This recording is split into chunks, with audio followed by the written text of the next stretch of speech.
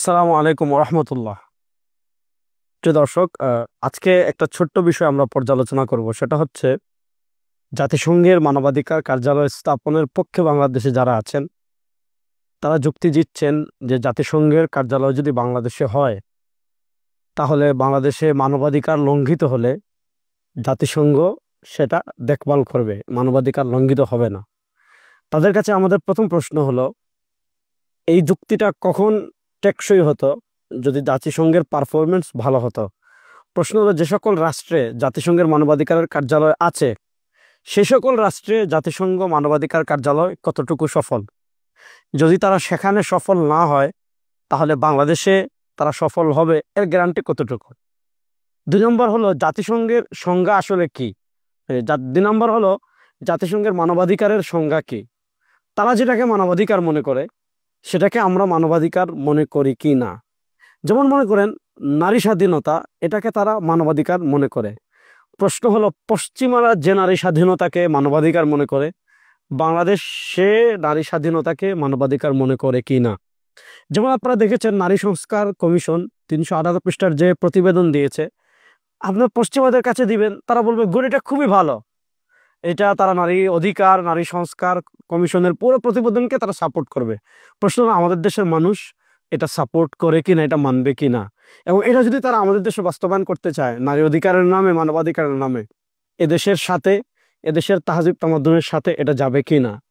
তৃতীয় আরেকটা পয়েন্ট খেয়াল করেন, আমাদের বাংলাদেশ কখনো বিদেশি কোনো শক্তির কলোনি হোক, এটা আমরা কখনো চাই না। আপনি জানেন মায়ানমারের রাখাইনকে কেন্দ্র করে বঙ্গোপসাগরের সমুদ্রের দখল বা বলেন বা সমুদ্রের আধিপত্য নিয়ে আমেরিকা এবং চীনের একটা আপনার শীতল স্নায়ুযুদ্ধ আছে। প্রশ্ন হলো, বাংলাদেশে যদি জাতিসংঘের মানবাধিকার কার্যালয় থাকে এর মাধ্যমে তারা মায়ানমারে অথবা বঙ্গোপসাগরে ইরান বিরোধী বা তাদের আধিপত্য প্রতিষ্ঠার জন্য কোনো কার্যক্রম পরিচালনা করবে না, এটা গ্যারান্টি কে দিবে। এটাকে কেন্দ্র করে বাংলাদেশ যদি বড় ধরনের কোনো বৈশ্বিক বিপদে পড়ে যায়, যেটা আমাদের মানচিত্রের জন্য হুমকি, তখন বাংলাদেশকে কে রক্ষা করবে।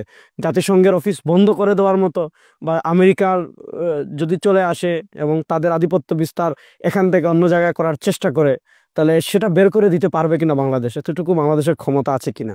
তারপর দেখেন জাতিসংঘের আরেকটা পার্ট কি জানেন, জাতিসংঘ সবসময় আদিবাসীদের পক্ষে কাজ করে। বাংলাদেশ পাহাড়কে বিচ্ছিন্ন করে দেওয়ার, পার্বত্য চট্টগ্রামকে বিচ্ছিন্ন করে দেওয়ার ষড়যন্ত্র বহু পুরনো। প্রশ্ন হলো, বিচ্ছিন্নবাদীরা যখন বিভিন্ন দাবি দাওয়া নিয়ে দাঁড়াবে, তারা আলাদা, তাদের জন্য আলাদা চাইবে, আলাদা মানচিত্র চাইবে, তখন যেটা হবে জাস্ট গণভোট হবে, যেটা পূর্ব তৈমুরে হয়েছে, পার্বত্য চট্টগ্রাম বিচ্ছিন্ন হয়ে যাবে। আপনারা যে বিষয়গুলো দেখাচ্ছেন এগুলোতে তারা সব জায়গায় ব্যর্থ, এবং শক্তিশালীর বিরুদ্ধে সব সময় তারা কি দুর্বল, কিন্তু মুসলমানদের বিপক্ষে যত ষড়যন্ত্র সব জায়গায় তারা আছে। ভারত জুজুর ভয় এখানে দেখিয়ে লাভ নাই। ভারতকে আমরা পরাজিত করেছি, ভারতের বিরুদ্ধে সব ধরনের লড়াই আমাদের চলবে। এখানে ভারত জুজুর ভয় দেখিয়ে যদি এর চেয়ে বড় আপদ আমাদের গাড়ি চাপিয়ে দেওয়া হয় তাহলে এর চেয়ে দুঃখজনক আর কিছু থাকবে না। সুতরাং আমরা চাই অন্তর্বর্তীকালীন সরকার প্রকৃত সংস্কার করুক, তারা সেগুলো বাদ দিয়ে এ সকল কাজে জড়ানো, মানে বাংলাদেশের মানুষের যতটুকু সমর্থন তাদের উপর আছে সেটাও তারা নষ্ট করা। আল্লাহ তাদেরকে সমঝ দান করুক এবং এই দেশ বিরোধী যে সকল কাজে তারা জড়িয়ে যাচ্ছে এগুলো থেকে ফিরে আসার তৌফিক দান করুক। আসসালামু আলাইকুম।